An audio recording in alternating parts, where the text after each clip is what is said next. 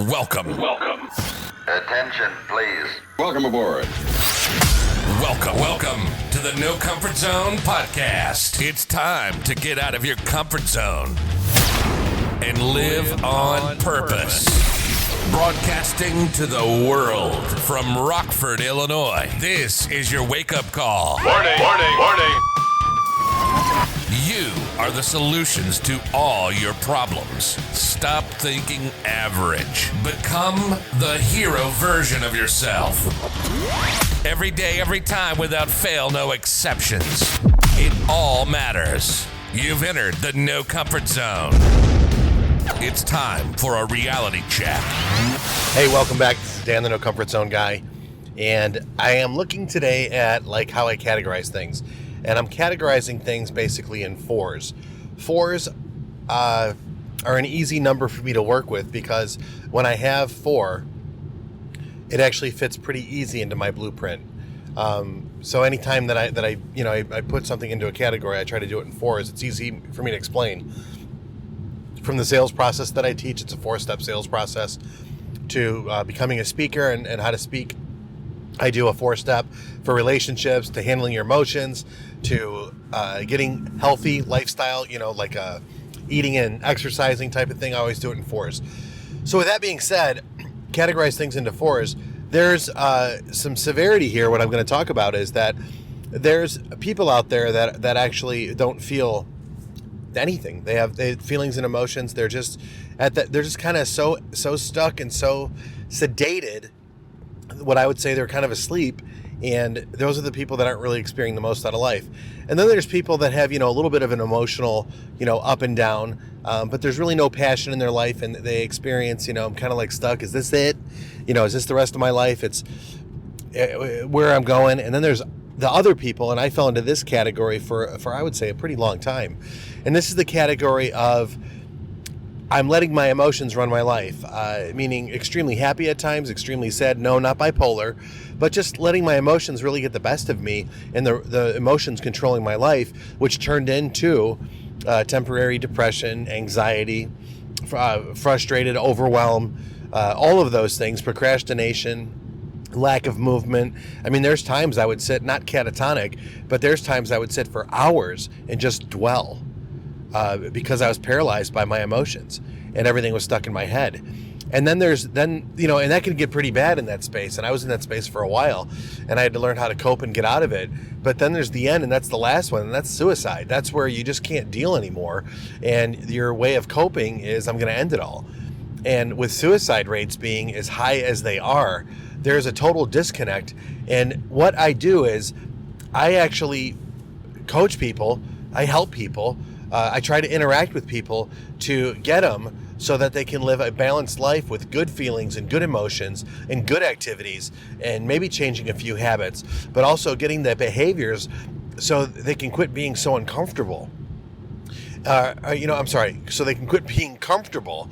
And being uncomfortable really does motivate. And there's times in my life where I actually experience comfort in stress. And if you're a busy guy or a busy gal out there, you know what I'm talking about. You have a lot going on.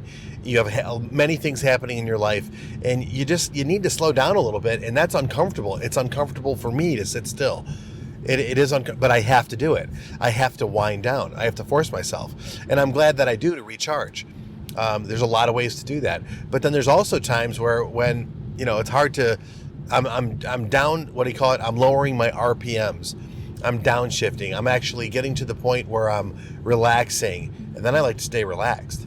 But I can't stay there too long, and it's really hard to get motivated after you're relaxed or you're comfortable, or let's say, for example, your bills are paid, you got food in the fridge, you got money coming in, your investments are working out, and for the most part, you're relatively healthy. So, I'm going to sit around for an extra day or two, or I'm going to take it easy. I don't know. That's the danger zone for me. So I have to make sure that I pay attention to that comfort zone so that I don't go to that point where I'm feeling average, or to the point where I start to feel like is this it? Is this all there is in life? Or to the next level where I start to let my feelings and emotions run my life and ruin my life to the point where, suicide jumps in again. And I don't think I'm predisposed to that extreme, but I've been there. And if you listen to the podcast, you know what I'm talking about. And drugs, alcohol, and extreme and excess and all of the above, none of it helps. You just have to get centered. And how do you do that? You can do it from breathing. You could do it from interacting with friends, going out and find people and tell people that you need to be around people. There's so many things that you can do. And this time of year in January to February in the Midwest, sometimes snow's beautiful and sometimes it's not. The gray days can be a little overwhelming, so you just have to find a way to work through it. So I put myself into my work, into my relationship, and into developing the No Comfort Zone, so I can help more people. And there's people out there that are, whatever part of the world you're in, and there's a lot more people that are listening to this now than I ever dreamed would be possible. But if this is reaching out to you, you might not be in a position where you feel any of those extremes, but you might feel like, is this all there is? And what I want to mention to you is that if you focus on just getting outside of that comfort area in your daily routine, just changing your daily routine a little bit here and there, it's going to make a massive difference 3, 4, or 5 months from now. And I can tell you that after 60 days of getting uncomfortable and making different choices and decisions, whatever that might be for you, you just want to feel better. Let's just say you just want to feel better.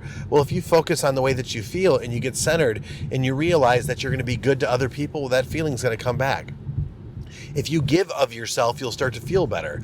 If you do things for other people, it's going to make a big difference in your life. And if you just do a few changes, a little bit every single day, and there's tons of books written on the subject, and I can't tell you enough how the first stage of the No Comfort Zone for me was focusing on, how do I get rid of this feeling of average, this is all there is? How do I get rid of this nauseous feeling I have about going into work and getting through these obstacles and these goals that I have, and doing it with a smile on my face and feel good about it?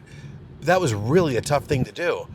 But I realized that if I create some motion, start to exercise, start to eat right, start to discipline myself in certain things that I do, from what I eat, from when I wake up, to what I drink, to what time I go to sleep, to how I interact, to when I interact, to scheduling my day and doing the best to stay on course with that and setting up boundaries, things started to change. And that was really uncomfortable because I'm a people pleaser. I try to make everybody happy.